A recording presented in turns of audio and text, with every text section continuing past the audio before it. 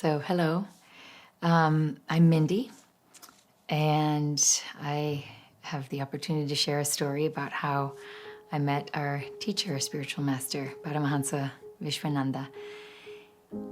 I received, you might say, a few messages via prayer over 20 years ago. Quickly, I found myself studying Ayurveda, yoga, philosophy, and studying in India. And while I was there, I received a message that it's time to go to Mexico and get started. There wasn't a doubt in my mind or my being that that's what I was going to do. And so I finished my studies in India, had the opportunity to go visit my dear friend who was my roommate in India. Her name is Sumitra. And she was going to be visiting in Los Angeles with her spiritual teacher, with Paramahansa Vishwananda. So I thought I was going to go to the spa with my dear friend, and I had the opportunity to have a private interview with Guru. He said, I'll meet you tomorrow at 3:00. And so I thought, okay, great. My friend said, be ready, because sometimes you go stupid. You kind of go blank when you're sitting in front of the teacher. So I had my question ready. But that next day at 3:00, I knew he was recording. He was recording his first CD. So he was going to be busy.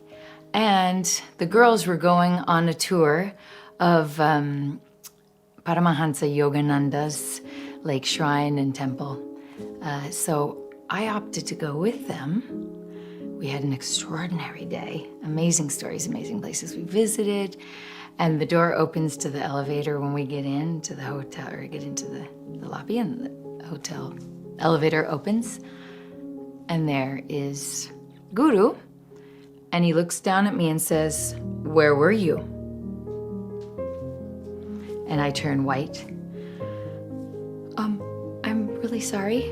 I thought you were busy and, you had things going on, so I went with the girls.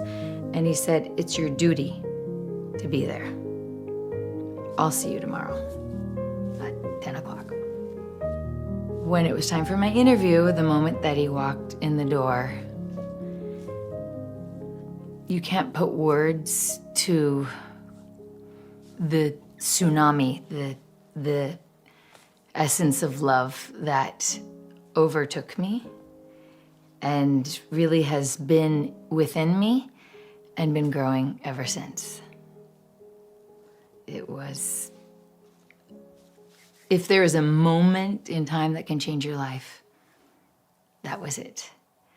I told him that a month prior when I was in India, my heart spoke while I was in meditation, and I got a message that said, it's time to go to Mexico and get started. And I was going to Mexico the next week to look for a property to buy and begin an Ayurveda Panchakarma healing center. And he simply said, kind of looked up, and then he said, I'll come visit. So he's come to visit 3 times. And since that moment, his presence has been within me and been growing in the form of love and faith, devotion.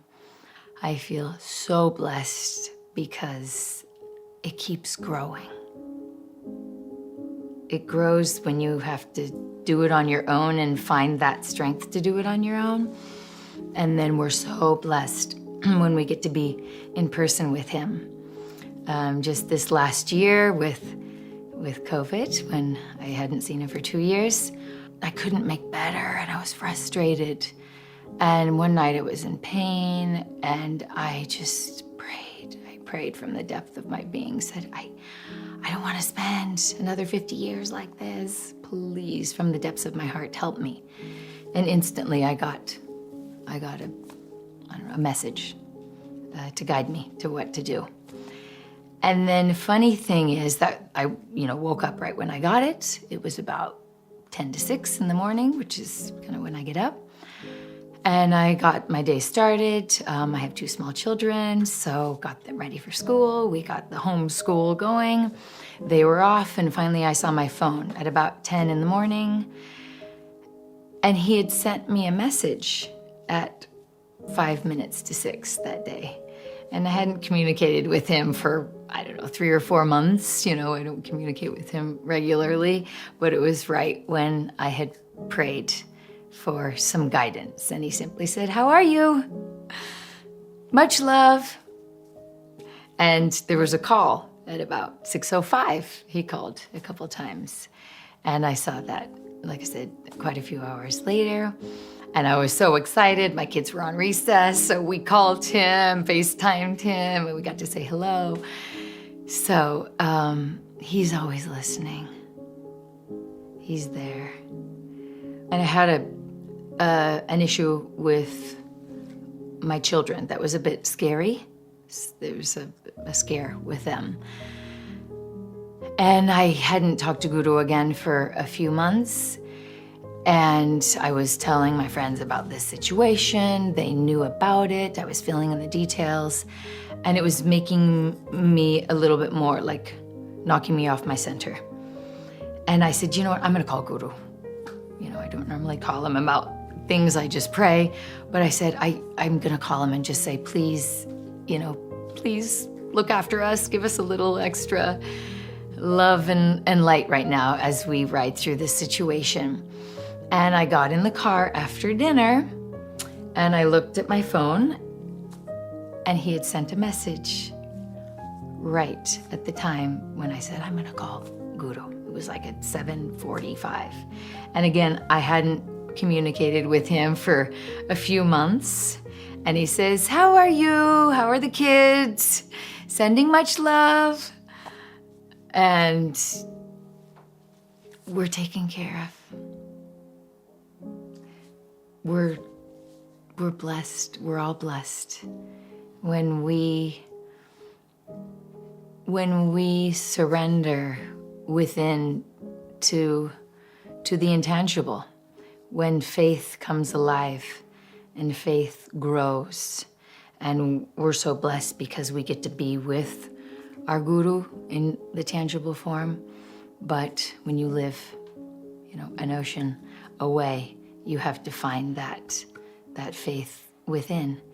And he answers your prayers when you ask. So eternally in love, eternally grateful for him finding me, for caring for me, for caring for my children, because I know that they're always taken care of. They're sitting on each one of his legs in his lap, and he's hugging us all. Blessed.